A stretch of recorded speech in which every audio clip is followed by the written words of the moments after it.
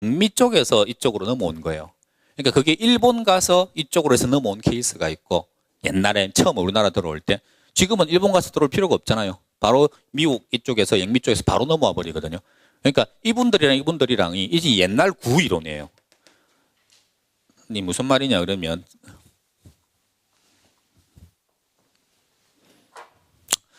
자, 부동산학 개론이라고 하는 이론이 있습니다. 이론이 영미 쪽에서 발달된 이론이에요. 요 이론이에요. 부동산학, 이 학문 자체가. 그러면 얘가 1900년대부터 이런 학문이 생겼다. 그럼 여기서부터 계속 발전이 쭉 되어 왔겠죠. 지금이 2000 몇 년입니까? 2013년입니다. 이렇게 쭉 오다가 1920, 30년 정도에 일본 쪽에서도 부동산 문제가 발생하고 하니까 일본 쪽에서 이 이론이 넘어왔겠죠. 그래서 일본으로 넘어가서 여기서부터 일본은 일본 나름대로 자기 나라에 맞게끔 발전하겠죠. 이게 지역적 특성이 강하니까. 그래서 쭉 옵니다. 그럼 우리나라는 어디서 넘어왔을까요? 우리나라는 쭉 처음부터 아무것도 없었죠. 부동산학 자체가 없다가 1970년도 정도 처음 이제 부동산학이 등장하기 시작하거든요. 그럼 어디에서 갖고 왔을까요? 여기서 갖고 왔을까요? 이때까지는 이론이 같았겠죠. 같았지만 여기서부터 이렇게 쭉 온 이론과 여기서 쭉 온 이론에서부터 차이 나기 시작합니다. 발전 속도도 다르고 얘가 정상적으로 빠른 속도예요. 얘들은 자기 나라에 맞춰 좀 변형된 거고 우리나라의 1970년대가 되면 여기서부터 넘어옵니다. 일본 걸 번역하는 거죠. 그러니까 용어도 일본 용어가 많아요. 뭐 갱지 이런 거 들어보셨죠? 갱지, 저지 전부 다 일본식 용어입니다. 그러니까 요때 처음 등장시킨 학자가 김영진 교수예요. 그분이 이쪽으로 등장을 시킨 거예요. 그 다음부터 발전하는 건 그냥 요 그대로 넘어옵니다. 그대로 일본 걸로. 그러다가 1990년도 정도 우리나라에서 이제는 미국으로 바로 유학 가가지고 여기에서 바로 이 이론을 번역해서 바로 넘겨버린 거예요. 그럼 기존에 있던 이론과 상당히 차이가 나겠죠.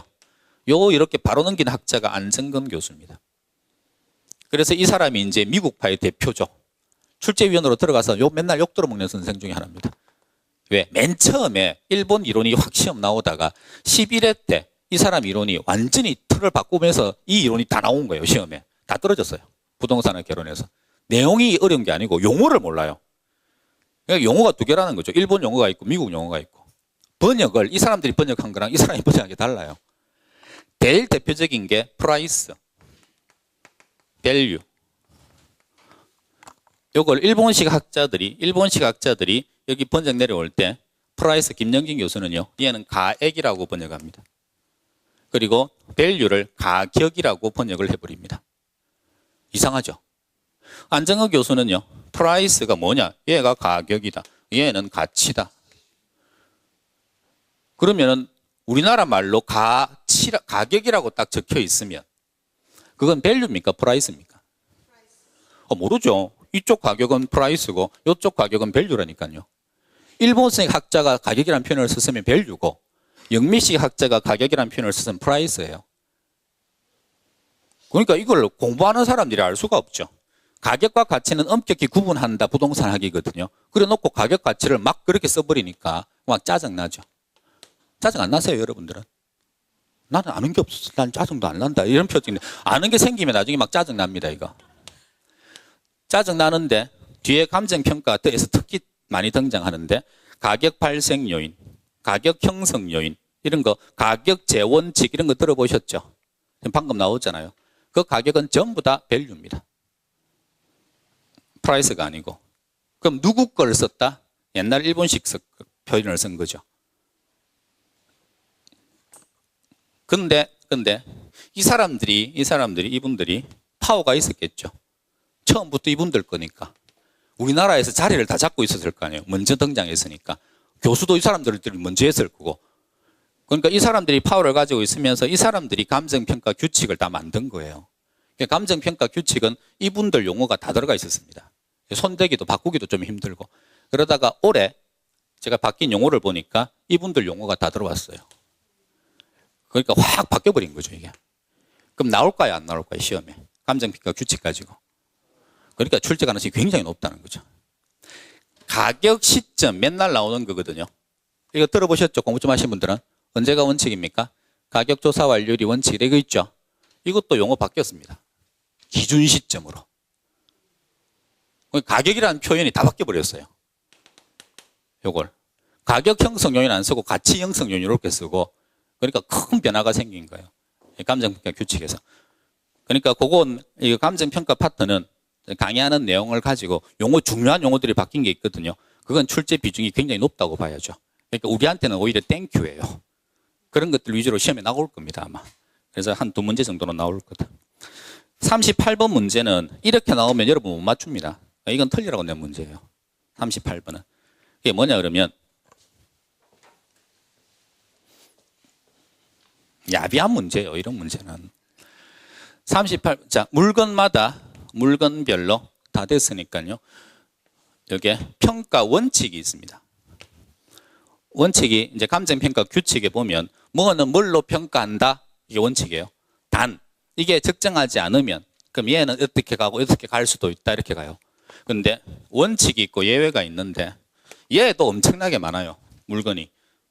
그래서 공부할 때는 원칙이 건물이나 기계류 같으면 원가 방식으로, 토지류면 비교 방식으로, 그 다음에 권리류 이런 것들이면 수익 방식으로, 이렇게 해서 큰 틀만 아는 것도 힘든데, 그러니까 그보다 좀 더 나가면 이걸 더 세분하게 나누어 가지고 염전은 뭘로, 뭐는 뭘로, 이게 원칙을 아는 거죠. 그래서 더 나가면 원칙은 뭔데 이걸로 안 되면 이걸로 가고 이걸로 가고, 이게 예외예요.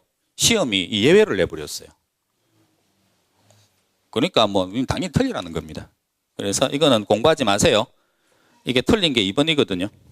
2번에 살림은 임지와 임목을 구분해서 평가하여야 한다. 이거 가지고 내도 충분해요. 이걸 바꿔가지고 일괄해서 평가해야 된다. 이렇게 해서 틀리게 만들면 그걸로도 충분한 문제가 되는데, 요거 맞게 만들어 놓고 앞부분은 원칙은 뒤에다가 단 임목의 평가는 수익환원법에 의하되 소경목림이 뭐냐 그러면 조그마한 나무들 있죠. 이 지름 짧은 것들, 자그마한 나무들, 이건 거래사례 비교법에 의할 수 있다. 이걸 틀리게 만들었습니다. 소경목림은 복성식 평가법에 의할 수 있다. 하지 마세요. 적지 마십시오. 적지 말고 뭐 나오면 LA 그러고 그냥 넘어가십시오. 그 다음에 넘어가십시오. 39번. 개별 공시지가 활용 범위에 해당하지 않는 것은 1번이 틀렸습니다. 개별 공시지가 반대말이 표준지 공시지가거든요.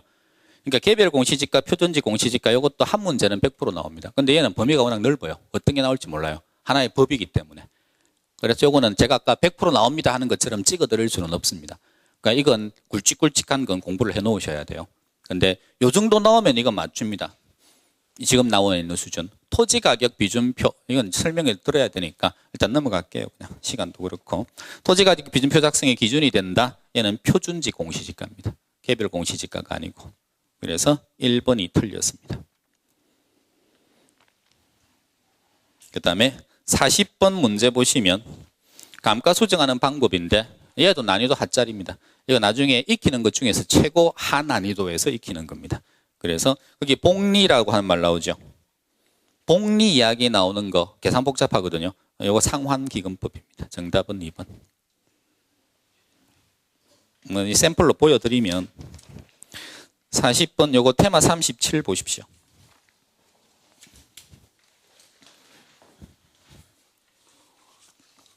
테마 37 보시면 중간점에 내용연수법 해가지고 밑에 상환기금법, 정액법, 정률법 요거 나와 있죠. 찾으셨어요? 공부하라는 게 딱 요거만 하라 그러거든요. 깊이 들어가서 막 계산하는 게 아니고 상환기금법 옆에 뭐라고 되어 있습니까? 복리 나오면 다 상환기금법. 그 다음에 정액법 나오면 건물에 적용하고 일정하다. 정률법은 기계에 적용하는데 후반으로 가면 갈수록 점점 감소한다. 이 특징만 좀 기억하면 된다. 그래서 문제가 나온 게 지금 복리 이야기 나오면서 뭐냐 이렇게 물었으니까 상환기금법입니다.